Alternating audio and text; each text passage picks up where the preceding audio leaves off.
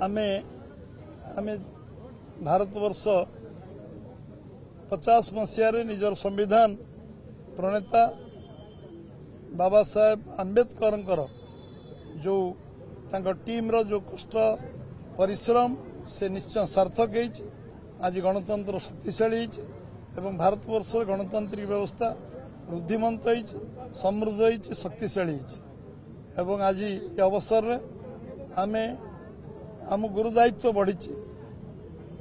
केन्द्र रे आमर सरकार तृतीय थर पे आसी ओडिशार सरकार प्रथम थर पे आसी एवं ओडिशार जो अपार संभावना अच्छी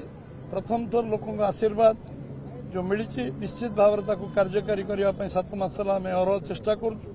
यशस्वी प्रधानमंत्री नरेंद्र भाई मोदी 28 तारीख पुणी भुवनेश्वर आसुच्चंती उत्कर्ष ओडिशा अवसर रे एठी अधिक निवेशकारी आसिबे अधिक निवेश हम पर्यटन शिल्पर निवेश हम एवं शिल्पर निवेश हम एवं कृषि भित्तिक शिल्पर निवेश हम एवं सबुपाई जो संभावना तैयारी एवं 7 मास 5 थर प्रधानमंत्री आसिबा एवं निर्वाचन समय मध्य से प्रतिश्रुति देते 4 थर जो निर्वाचन प्रचार आसते निर्वाचन पूर्व जो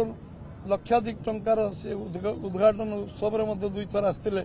सबु थर से ओडिशा को जो परिमाण भल पाँच ओडिशा को फोकस राज्य भाव ग्रहण कर आमे जिते धन्यवाद देले कम हम आम अंतकरण धन्यवाद दौचु एवं 4 जन कृति संतान जहाँ पद्मश्री उपाधि मिली से अवसर रे मु केंद्र सरकार को एवं आम जो माने पद्मश्री पाई योग्य ओडिशार गर्व गौरव से मोर शुभेच्छा जनाऊँगी धन्यवाद दौची केंद्र सरकार को प्रधानमंत्री राष्ट्रपति एवं संपूर्ण तांको व्यवस्था को जे से माने आम ओडिशार जो माने आम ओडिशार गर्व गौरव विभिन्न दिगरे से माने शीर्ष रे पहुंचन ताकू से सम्मानित करचंती उपयुक्त सम्मान मिली एवं आज ओडिशा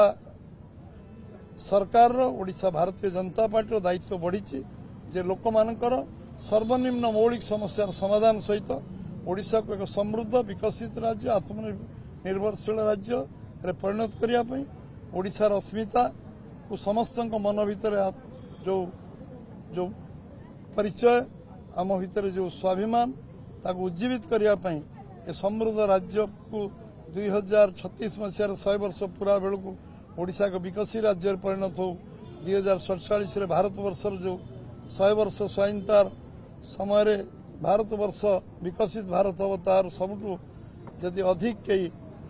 कम्प्लीमेंट करिवो से होची ओडिशा एभली लक्ष्य रे आम समस्ते संकल्प नहीं आज ये साधारणतंत्र दिवस अवसर रे मु समस्त पुनर्बार शुभेच्छा अभिनंदन एवं धन्यवाद ज्ञापन करूँ।